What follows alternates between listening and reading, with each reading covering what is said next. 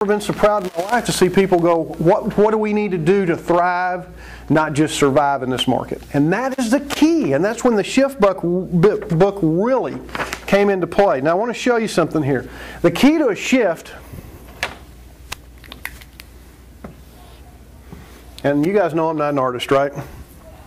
Here's your 2006, 2007 market, and here's your 2010 market, okay? Let's call them that.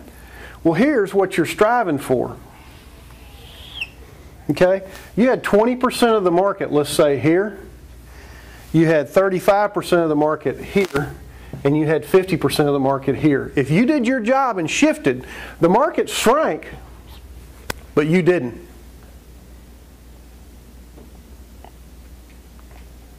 We hear stories every day of realtors growing during this time.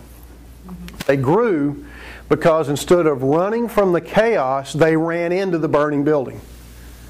They said, out of chaos comes profit. How many of y'all heard me say that before? Out of chaos comes profit. So what we did here is when the market was up, we were order takers. Man, everybody's taking orders. We only had 20%. You could put a sign in the yard. Happened in California a lot. Sign in the yard, you had multiple bids before you got it nailed down. Remember that? Anybody in California? Oh, I told you. Yeah, exactly. Put a sign in the yard. I'm asking $300 for it. I got $350 for it. I got $360 for it. It's just, what can we do? What can we do? Put them in it. Put them in it. Okay? Well, then, it wasn't hard to get 20% of the market, and 20% of that market was a nice living. Well, as it began to shift, if you kept up on your education and you kept trying to figure out, how do I succeed in this market? Not fit in, not survive. How do I thrive in this market? When you figured out how to thrive in this market, well, it dropped on down, but you still stayed at the same income level, but now you have 35% of the market. Pretty good. Still making this. Yes, you're having to work harder. Yes, you're having to work smarter.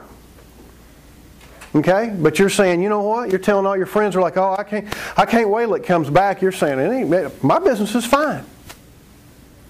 You went back to the old things. You went back and re-educated yourself. You boned up on your education, your closing tools, because when a customer called to buy something that was qualified, you couldn't afford to lose them, right? Here, well, I missed that listing, but I'll get the other one this afternoon. Here, you had to have it. You were sharp. Your listing presentation got better. You got sharper. You practiced. You got educated. You became learning-based again, didn't you? Then we come to here. The market came on down some more. Well, you kept working while all these others up here, oh, woe is me. Oh my God, what's going to happen in this business? Now you have 50% of this market. You're working smarter than you've ever worked, but you're still making money, right? You're not surviving, you're thriving. So as you begin to thrive, something else comes back in. Like we talked before, what goes down's got to go up. Okay? We're going to go blue this time, okay?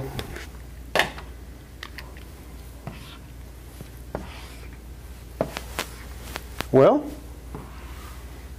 you got 50% of this market, right?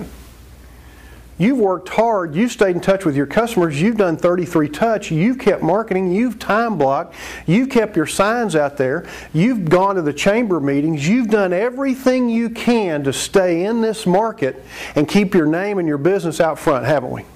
We're doing everything we can. Well, guess what you're going to maintain as this business goes? You're going to get 50% and you're going to get 50%. During down times is when you capture market share. When this begins to go back up, you're going to maintain, instead of doing this like you did when markets began to come down, you were in a survival mode, but you were thriving in a survival mode. Well, what happens? Because you picked up those new educational habits and you become learning based and you've gone back to the basics that made you successful when you first got into business. As the business goes up, you ride the escalator up with it. And you keep 50% of that business. The amazing thing to me about a downshift in the market that most realtors who are not at Keller Williams don't get is there's an opportunity to capture market share at its lowest level. Is it easier to catch fish in a lake that's half full or in a lake that's full? Half full. Got less water for them to run around in. You ever watch a cutting horse? What do they do in that big old arena? They chop it up, they cut that calf down into the smallest. Easier to catch that calf in a smaller area. Fishing, things like that. It's easier to capture market share when the market's down than it is when it's up. Because when it's up, everybody's got money to buy all those phony get rich, if you buy our stuff, we'll send you leads and we'll do this. Everybody's got money to do that. And so it's tougher.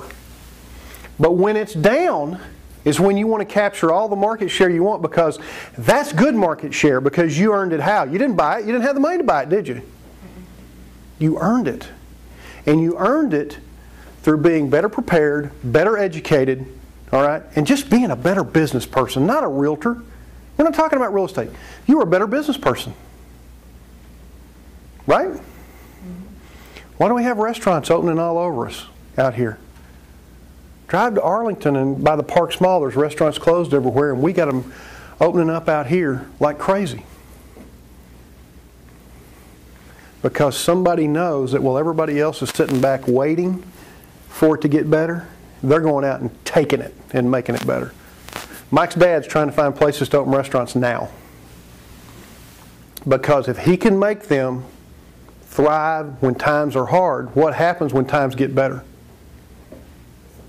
Oh, you blow the lid off. You guys built this building over here, and less than a year later built this building over here, and in the process profit shared the best month you guys had in 5 years. The market was off 4% in Tyler, Texas. Y'all were up in July over 100%. Gee, I think you're thriving. You get it. The key is stay focused on it. Under no circumstances give up. Question. Listings are the inventory in your real estate store. Everybody in this room has a real estate store. Listings are the inventory in your real estate store. And just like bread, milk, eggs, I won't say cheese, some cheese, I guess, right? It has an expiration date on it. 6-month listing, 1-year listing, whatever you do. Okay? It has an expiration date. If you overprice the milk and the eggs and the bread, it's going to expire. And it's going to be worthless. And it's going to be soured. And it's going to be moldy. And it's going to be no good for anybody in the marketplace. In the meantime, you've wasted resources. You've had to talk to this customer every week and explain to them why their house didn't show or didn't sell or didn't do any of these things. The most important thing that you can do right now is go after listings in this shifting market, because you have the solutions. Every agent at this office has a solution for someone that needs to sell a house. We're up in a market where everybody else is down 4%. We're up 66%, which means we're outperforming the market by 62%. And if we're outperforming the market by 62%, what do you think we could do on your home?